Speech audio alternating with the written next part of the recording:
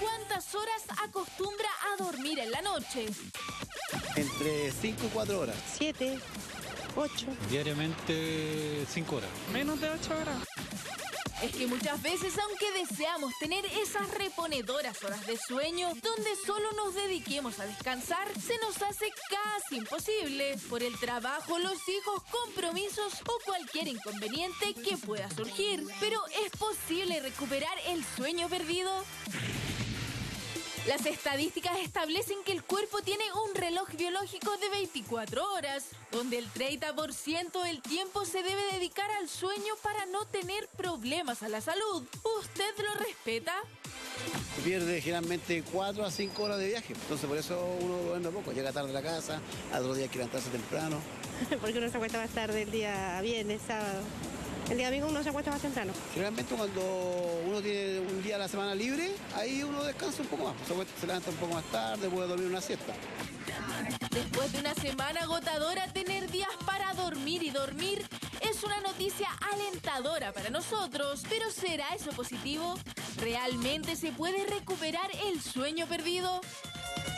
El daño que genera el no dormir no es algo que se pueda, si es algo crónico, no es algo que se recupere solamente con 2 noches, un dormir largo. Hay procesos biológicos que ya no se produjeron y se perdió. Claro que entre mantener una restricción crónica y dedicarle unos días de recuperación, de todas maneras algo va a ayudar. Nunca se debe subestimar el poder del sueño y su influencia en nuestro bienestar cotidiano. Tiempos donde la productividad y vida son cada vez más aceleradas, cuesta lograr el objetivo, pero hay factores que influyen para poder dormir bien. Estímulos lumínicos, temperatura corporal, ritmos biológicos. Hago harta insistencia que lo ideal es respetar nuestro sueño. No hay medidas mágicas o un medicamento que nos haga el no dormir reemplazarlo. O sea, uno no debiese privarse de horas. Pueden dormir una siesta breve al día siguiente si no son insomnes, sí ayuda. No, esto es una medida aparte, lo que uno debiese es dormir todas las horas necesarias. Pero cuidado que existen agentes asociados a la falta de sueño que pueden traer consecuencias para la salud.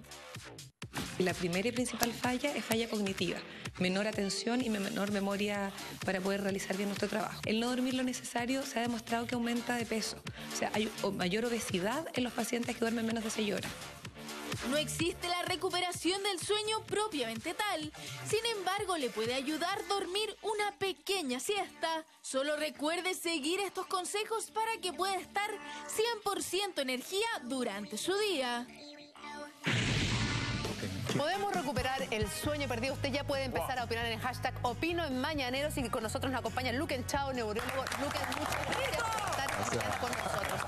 Hay muchas dudas, vamos a hablar de los temas de las pastillas, de la melatonina que está tan de moda y que hay muchos consumiéndola, pero partamos por lo básico. ¿Se puede recuperar el sueño? Por ejemplo, si en la semana dormimos muy poquitito y el fin de semana hacemos como una especie de cura de sueño, dormimos 24 horas seguidas. Ya. Bueno, para empezar diríamos que el concepto de cura de sueño es un concepto erróneo. Ya. Proviene de un desconocimiento de la fisiología del sueño y de cómo dormimos y de cómo descansamos. Hay un axioma que tenemos los neurólogos que dice que lo que se acumula es el cansancio, no se recupera el sueño. Mira.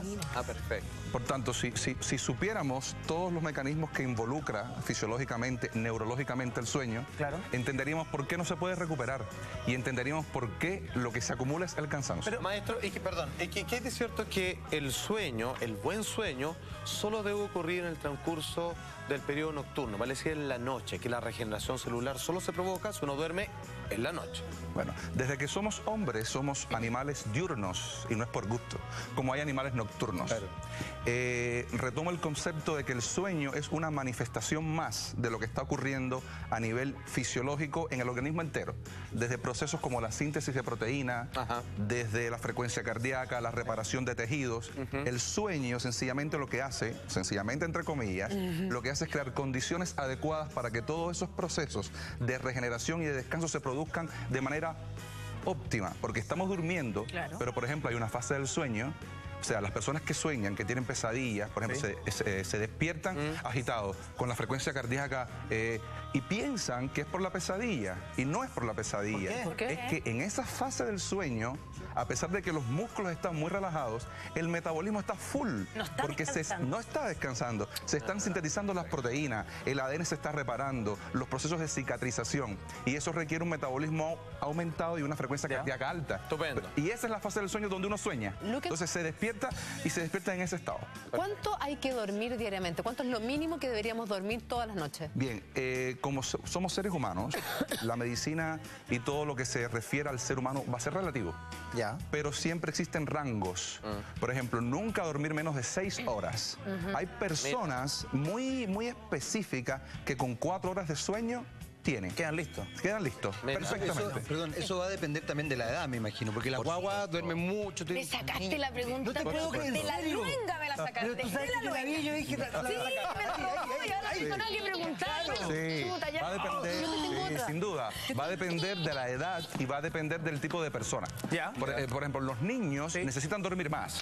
Y los abuelitos un poco menos. Y los abuelitos un poco menos, pero siempre con cierto rango. Nunca ni un adulto ni un abuelito menos de 6 horas. No, no. Tengo una pregunta. Dale. A ver, tiene que ser buenísima.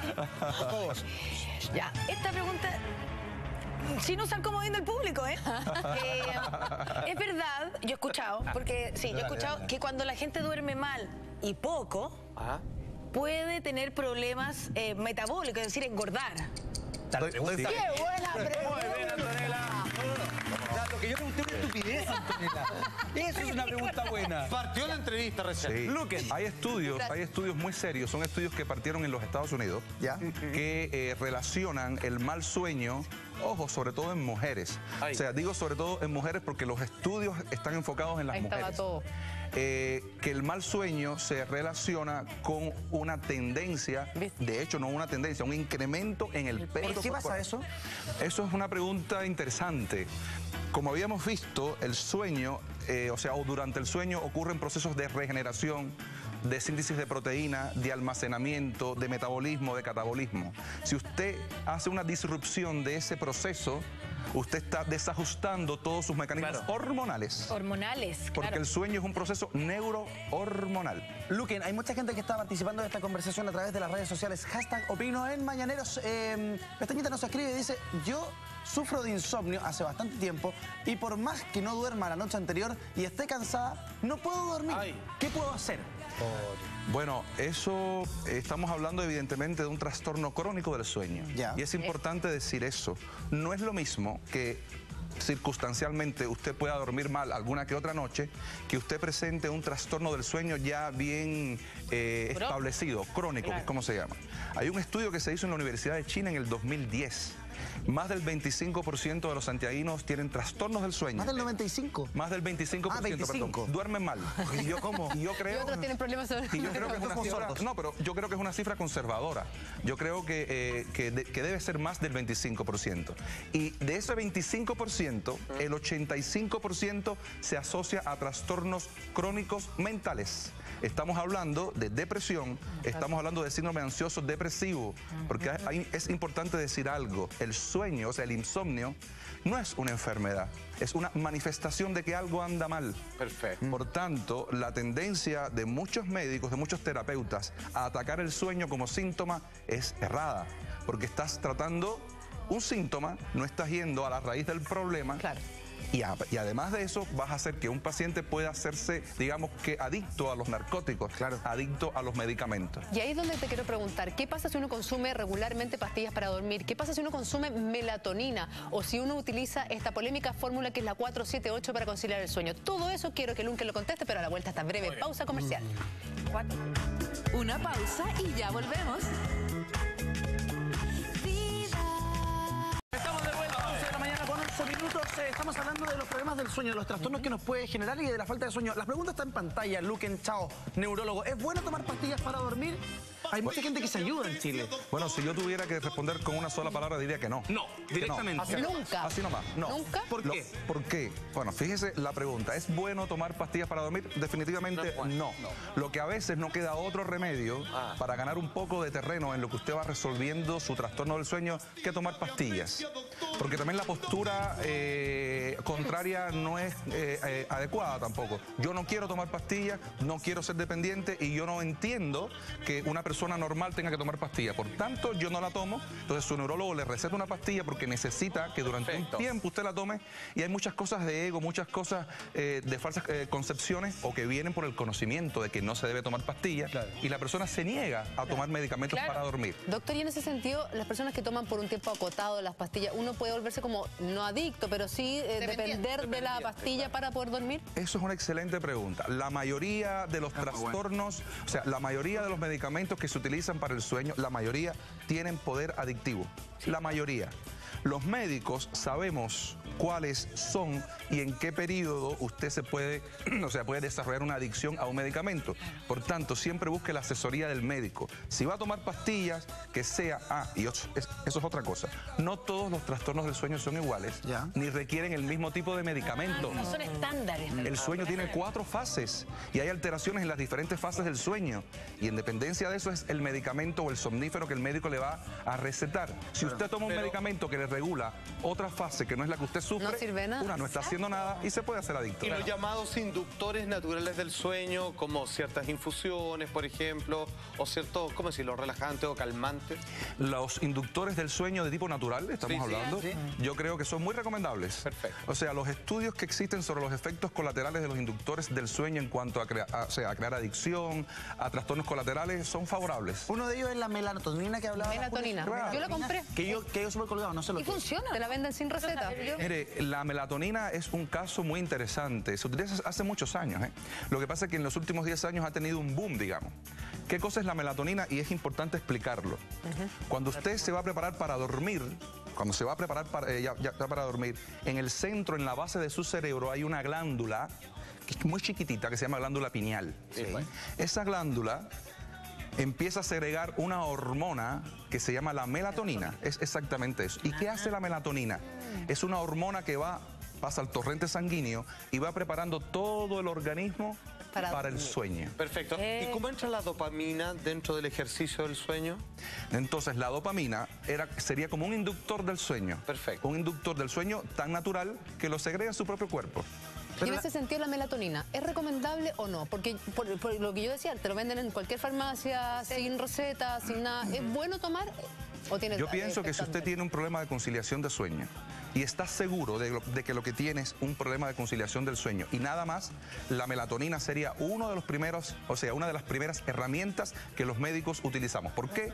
Porque es un inductor natural, porque no crea adicción y los efectos colaterales son mínimos. Una pregunta, Luquen, ¿el exceso de consumo de pastillas que son químicas y la melatonina podría influir a que nuestro cuerpo deje de producir naturalmente? Por supuesto. ¡Me lo quitaste a mí! ¿Puede producir que...? Yo no venía preparado para una conferencia tan importante. Personas tan inteligentes. Yo venía preparado para gente tan despierta. Tan despierta, exactamente. Tiene problemas del sueño usted. No, pero puede propiciar a que se disminuya la producción natural del cuerpo. Todo, mira, es una secreción de una neurohormona y todo en el cuerpo que sea neuroendocrino tiene un proceso de feedback o de retroalimentación. ¿Qué quiere decir eso? Que el órgano que lo segrega, cuando ve que las concentraciones en sangre están altas, deja de segregarlo. Perfecto. Si usted... elimina. Si usted da un suplemento diario de melatonina. Exógeno ya. Exógeno. Todo el tiempo la glándula dice, no hace falta. Claro. No segrega. Estoy de feriado, dice. Y si un día usted se lo quita, la glándula todavía queda con una inercia de no segregar. Entonces no segrega melatonina porque ya está inhibida. Porque está inhibida. O sea, no es tan buena la melatonina. Claro. Nada en exceso es bueno. ¿Qué pasa? Nada en exceso es bueno. ¿Qué pasa con nuestros hábitos? Contaminamos demasiado nuestro sueño, es decir, comemos tarde, nos quedamos viendo televisión hasta tarde, usando el teléfono. El último tuiteo a las 11:30 de la noche. ¿Nos hace bien? ¿Cómo podemos limpiar de alguna manera nuestros hábitos de sueño? Eso es una palabra clave, limpiar. Hay un término que se está utilizando hace mucho tiempo que es higiene del sueño. Nosotros damos por sentado que somos limpios en el sueño. ¿Por qué? Porque como es natural dormir, pensamos que lo hacemos bien. Y no lo hacemos bien. Todo el tiempo estamos ensuciando nuestro sueño, llenándolo de hábitos malsanos, de hábitos que al final crean reflejos neuroendocrinos que lo hacen dormir mal. Cuando se decía, por ejemplo, podemos recuperar el sueño, bueno, usted un día duerme mal y puede recuperarlo, no, pero después quizás duerma y el organismo se recupera. Pero si usted hace eso muy seguido, crea higienes del sueño, hábitos higiénicos del sueño contraproducentes que después hacen que usted no pueda conciliar el sueño. Y usted no sabe por qué.